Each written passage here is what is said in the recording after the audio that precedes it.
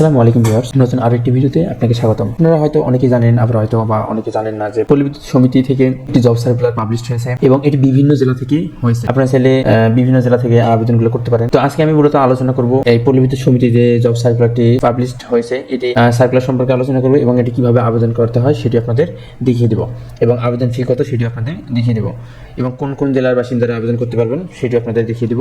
তো চলুন কথা না বাড়িয়ে আজকে ভিডিও শুরু করা যাক। প্রথমে এই সার্কুলারটি দেখার জন্য প্রথমে আমাদের যে কোনো একটি ব্রাউজারে আসতে হবে। তো আমি এখান থেকে কোন ব্রাউজারে চলে আসলাম। আমি মূলত এটি বের করে রাখছি, তারপরেও দেখিয়ে দিচ্ছি এটা কীভাবে আমরা বের করব।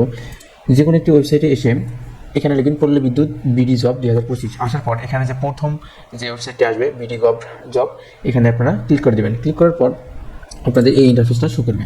এখানে ক্লিক করার পর আপনারা একটু নিচে আসলে সার্কুলারগুলো দেখতে পারবেন। তো এখানে দেখেন প্রথমে আছে বরিশাল পল্লী বিদ্যুৎ সমিতি 2, মানে বরিশালের যে বাসিন্দা যারা আছেন তারা এই সার্কুলারে এই পদেগুলোতে আবেদন করতে পারবেন। তারপরে আছে এখানে এই যে পদটা আছে, এই যে সার্কুলারটা আছে, এটা চাইলে আপনারা যে কোনো জেলা থেকে আবেদন করতে পারেন। এখানে স্পেসিফিক কোনো জেলার নাম উল্লেখ করা নেই।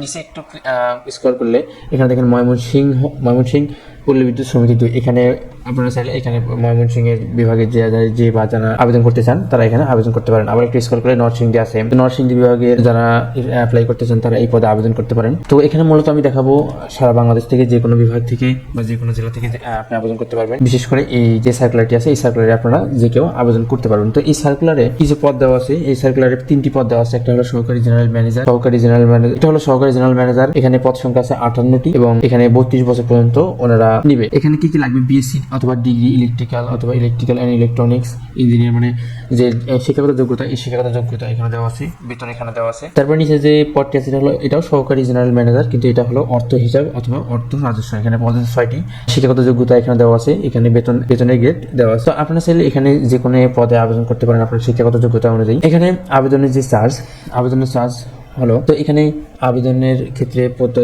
পরীক্ষার ফি 200 টাকা, টেলিটক চার্জ সহ 223 টাকা দেওয়া আছে। আবার নিচের পদগুলোর জন্য 50 টাকা, টেলিটক সার্ভিস চার্জ বাবদ 6 টাকা এক্সট্রা 56 টাকা দেওয়া আছে এবং প্রিপেইড নাম্বার থেকে SMS পাঠাতে হবে। একটু নিচে স্ক্রল করলে আমরা আবেদন পদ্ধতি এখানে দেওয়া আছে যে আমরা আবেদন কিভাবে করব। প্রথমে এই লিঙ্কে ক্লিক করতে হবে এবং এখানে গিয়ে অনলাইনে যে অ্যাপ্লিকেশন ফর্মটি আছে এটি পূরণ করতে হবে এবং ছবির ক্ষেত্রে যে ব্যাপারটা আছে একটা কালার ছবি এবং সিগনেচার, কালার ফটো এবং সিগনেচার আপলোড করতে হবে। ওইটা হবে 300 বাই 300 পিক্সেল, 100 কিলোবাইটের নিচে হতে হবে এবং যে সিগনেচারটি থাকবে এটি 300 বাই 80 পিক্সেল এবং এটিও 60 কিলোবাইটের নিচে হতে হবে। তো এখানে একটা বিষয় দেখেন যে আমরা যে আবেদন করার পর যে টাকা পাঠাবো, টাকাটা কিভাবে পাঠাবো। এখানে প্রথম SMS ইউজার আইডি, এই যে BREBH আর এটা লিখে একটা স্পেস দিয়ে ইউজার আইডি দিতে হবে। ইউজার আইডি আপনি কোথায় পাবেন? আপনি আবেদন যখন ফর্ম পূরণ করবেন, ফর্ম পূরণ করার পর একটি আপনাকে অ্যাপ্লিকেশন কপি দেওয়া হবে। ওই অ্যাপ্লিকেশন কপিতে একটা ইউজার আইডি দেওয়া থাকে। ওই ইউজার আইডি দিয়ে আপনাকে 16,222 এখানে মেসেজ পাঠাইতে হবে। তারপরে দ্বিতীয় SMS আপনি এইভাবে পাঠিয়ে নেবেন। এই দ্বিতীয় SMS এখানে দেওয়া আছে, দ্বিতীয় SMS আপনি এইভাবে পাঠাবেন। এখানে যেভাবে বলছি এইভাবে পাঠাবেন। এই যে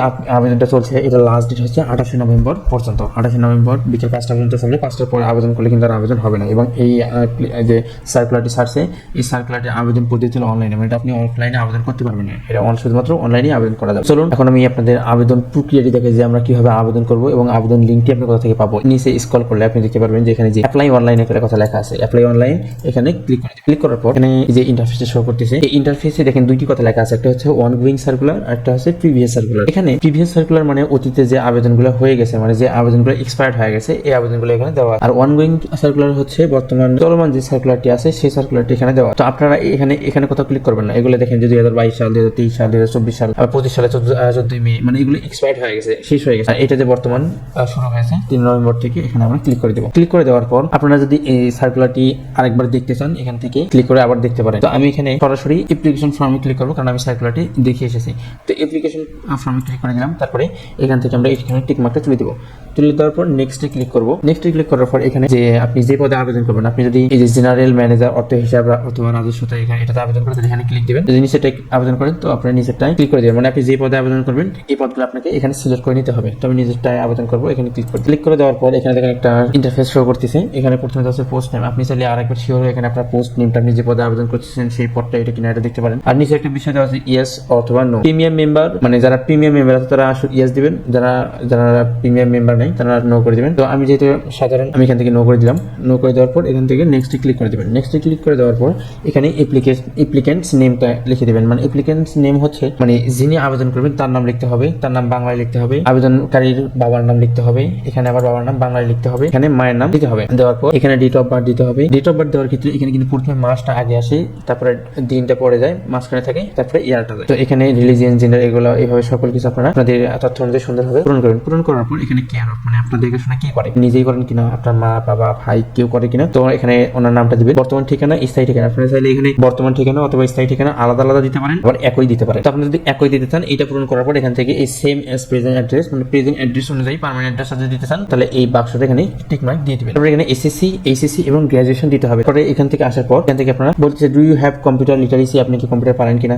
যদি আপনি কম্পিউটার জানা থাকে আপনার তাহলে এখান থেকে ইয়েস করে দিবেন, যদি না জানা থাকে তাহলে এখান থেকে নো করে দিবেন।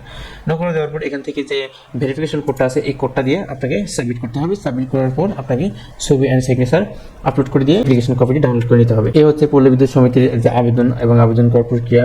আপনার যদি কোনো প্রকার সমস্যা হয় তাহলে অবশ্যই কমেন্ট সেকশনে জানিয়ে দিবেন। তো আজকে ভিডিও এই পর্যন্তই। আল্লাহ হাফেজ, আসসালামু আলাইকুম।